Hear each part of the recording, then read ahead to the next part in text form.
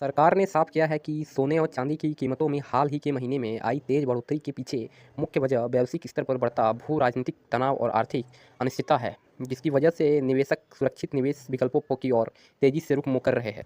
वित्त राज्य मंत्री पंकज चौधरी ने लोकसभा में लिखित जवाब में बताया कि भारत में सोना चांदी की कीमतें मूल रूप से अंतर्राष्ट्रीय बाजार में तय होने वाले भाव, अमेरिकी डॉलर के मुकाबले रुपये की वित्तीय दर और देशों में लागू टैक्स व शुल्क पर निर्भर करती है। उन्होंने कहा कि जब दुनिया में युद्ध जैसे हालात, वैश्विक मंदी की आशंका या आर्थिक अस्थिरता बढ़ती है, तो निवेशक शेयर बाजार जैसे जोखिम भरे साधनों से निकलकर सोने चांदी जैसे सुरक्षित संपत्तियों में पैसे लगाते हैं, जिससे उसकी कीमतों में उछाल आता है।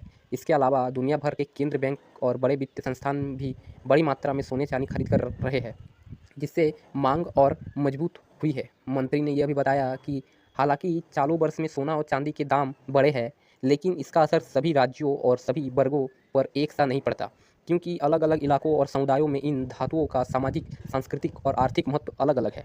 उन्होंने कहा कि सोना और चांदी केवल उपभोग की वस्तु नहीं है, बल्कि निवेश का अहम जरिया भी है और अनिश्चित समय में इन्हें सुरक्षित संपत्ति माना जाता है। कीमतों में बढ़ोतरी से उन परिवारों की संपत्ति का मूल्य बढ़ता है जिनके पास पहले से सोना चांदी मौजूद है, जिससे घर, घरेलू संपत्ति पर सकारात्मक असर पड़ता है। साथ ही उन्होंने यह भी स्पष्ट किया है कि कीमती धातुओं की कीमतें पूरी तरह से बाजार के आधार पर तय होती है और सरकार इनके मूल्य निर्धारण में कोई सीधी भूमिका नहीं निभाती। आंकड़ों का जिक्र करते हुए मंत्री ने बताया कि चालू वित्त वर्ष सितंबर तक भारत में करीब 26.51 अरब डॉलर का सोना और 3.21 अरब डॉलर की चांदी का आयात किया है, जो इन धातुओं की मजबूत घरेलू मांग को दर्शाता है। तो यह थी आज की अपडेट। ऐसे अपडेट के लिए DGI टीवी पर बने रहे। चैनल पर नए हैं तो चैनल को लाइक, शेयर एंड सब्सक्राइब करें।